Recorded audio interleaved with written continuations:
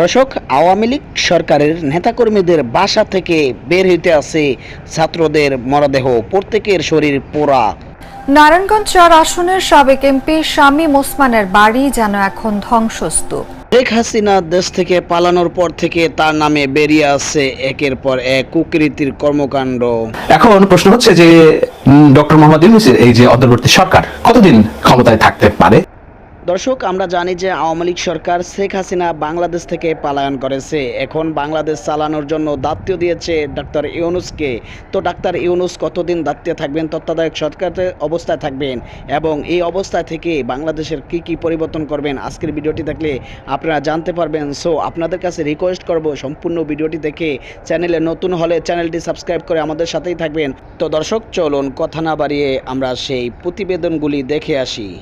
আওয়ামী লীগ নেতার বাসা থেকে একের পর এক বের করা হয় ছাত্রদের মরদেহ। তাদের মধ্যে বেশিরভাগের শরীর পুড়ে গেছে, ফলে অনেককে শনাক্ত করা সম্ভব হয়নি। যাদের শনাক্ত করা গেছে তাদের কেউ ছাত্রদলের কর্মী, আবার কেউ বিভিন্ন শিক্ষা প্রতিষ্ঠানের শিক্ষার্থী।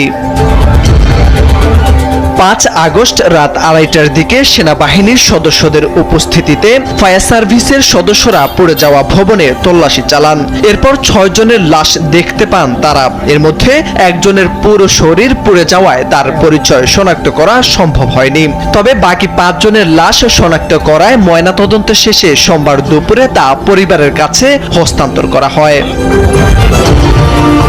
জানা গেছে, লালমনিরহাট জেলা আওয়ামী লীগের যুগ্ম সাধারণ সম্পাদক সাখাওয়াত হোসেন সুমনের আলিশান বাড়িতে আগুন দেয় দুর্বৃত্তরা। পুড়ে যাওয়া ভবন থেকে মধ্যরাতে ৬ জনের লাশ উদ্ধার করা হয়।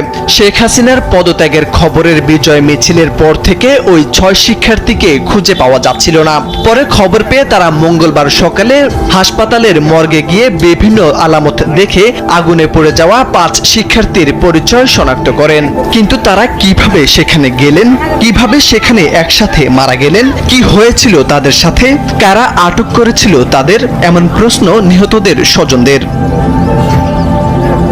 নিহতরা হলেন লালমনিরহাট পৌরসভার হাড়িভাঙ্গা এলাকার বাসিন্দা ও জেলা যুবদলের সাবেক সভাপতির ছেলে অনার্স পড়ুয়া শিক্ষার্থী তন্ময় মিয়া, পৌরসভার নবীনগর এলাকার এইচএসসি প্রথম বর্ষের শিক্ষার্থী জনি মিয়া, আদিতমারী উপজেলার খাতাপাড়া এলাকার এইচএসসি প্রথম বর্ষের শিক্ষার্থী শ্রাবণ, পার্শ্ববর্তী কুড়িগ্রাম জেলার ফুলবাড়ী উপজেলার বড়ইপাড়া গ্রামের এইচএসসি পাস রাদিফ হোসেন রুস, একই জেলার রাজারহাট উপজেলার জয়কুমার গ্রামের এইচএসসি প্রথম বর্ষের শিক্ষার্থী রাজিবুল করিম।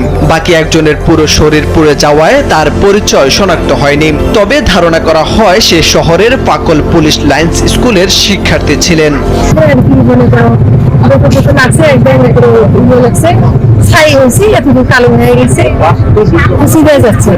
আমার ভাতিজা লালমনিরহাটে এসে লেখাপড়া করে, সে এসএসসি পাস করছে, ফাইনাল ইয়ার, সে আগুনে পড়ে মারা যায়। তাকে আমরা শনাক্ত করি। মেডিকেল কলেজে নাকি চান্স পাইছিল, ভালো স্টুডেন্ট ছিল। তা ওরা ৬ জন নাকি ছিল উপরে, ৩ তলার উপরে। কিভাবে আগুন লাগছে আমি জানি না। নিহতদের পরিবারের লোকজন জানান, বিজয় মিছিলের পর থেকে ওই ৬ শিক্ষার্থী নিখোঁজ ছিল।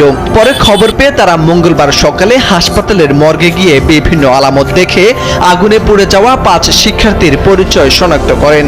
তবে কিভাবে তারা মারা গেছেন সেটির সঠিক কোনো তথ্য কেউ বলতে পারেননি। ধারণা করা হচ্ছে আগুনে পুড়ে সবাই মারা গেছেন। লালমনিরহাট সদর থানার ওসি ওমর ফারুক জানান, আগুনে পুড়ে যাওয়া ৬ মরদেহ উদ্ধার করে মর্গে পাঠানো হয়েছে।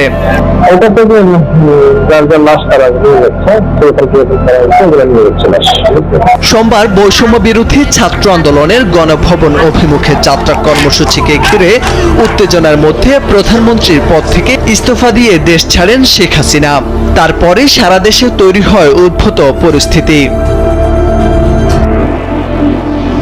শেখ হাসিনা দেশ ছেড়ে পালিয়ে যাওয়ার পর থেকে একের পর এক তার নানা কুকীর্তি বেরিয়ে আসছে।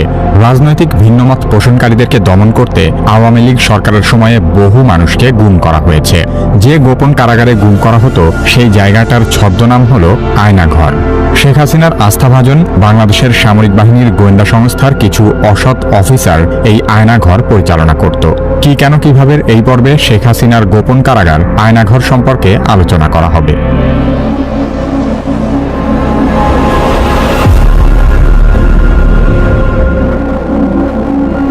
বাংলাদেশের প্রতিরক্ষা বাহিনীর গোয়েন্দা সংস্থা directorate general of forces intelligence বা ডিজিএফআই হিসেবে পরিচিত।